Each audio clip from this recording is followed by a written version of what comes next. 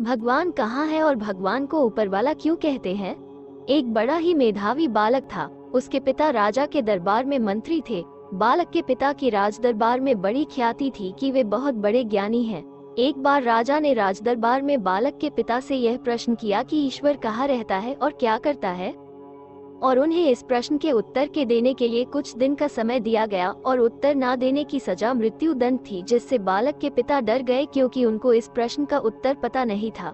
इसी चिंता में उन्होंने पूरा समय बिता दिया लेकिन प्रश्न का उत्तर नहीं ढूंढ पाए। फिर उन्होंने ये बात जब अपने घर पर बताई तो उनके बालक ने कहा कि ये कौन सी बड़ी बात है, आप महाराज को कहना कि मेरा बेटा इसका उत्तर देगा। बालक ने कहा कि इस प्रश्न का उत्तर देने वो कल राज दरबार जाएगा और उसने कहा कि पिताजी आप राजा के सामने बस इतना बोल देना कि इस छोटे प्रश्न का उत्तर तो मेरा बेटा ही दे देगा, क्योंकि बालक उपनिषद की कक्षा में जाता था तो उसने ईश्वर के बारे में बहुत कुछ सुन रखा था।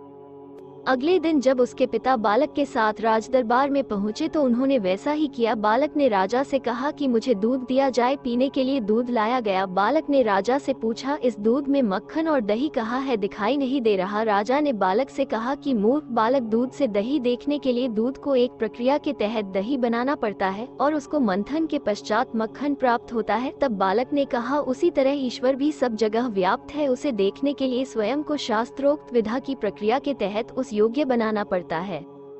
अब राजा ने कहा कि वो करता क्या है, तो बालक ने कहा कि मैंने आपके एक प्रश्न का उत्तर दिया, इस नाते मैं आपका गुरु हुआ तो आप मुझसे राजगद्दी से नीचे उतर के नीचे बैठ के प्रश्न कीजिए। जैसे ही राजा नीचे बैठा तो बालक ने कहा कि ईश्वर यही करता है, ऊपर को नीचे और नीचे को ऊपर। कहने का मतलब है कि सृष्टि को परिवर्तनशील बनाए रखता है, यहाँ कुछ भी स्थायी नहीं है।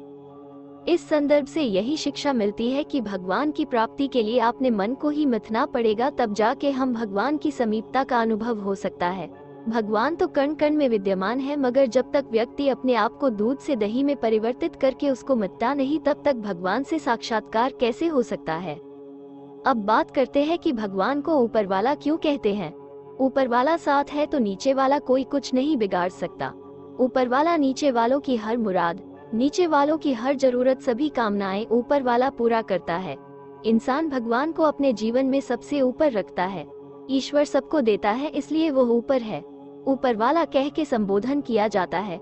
देने वाला हमेशा ऊपर होता है और लेने वाला हमेशा नीचे होता है। यह मैंने ज्योतिष शास्त्र सीखते समय जाना है। ऊपर वाला अपने साथ है।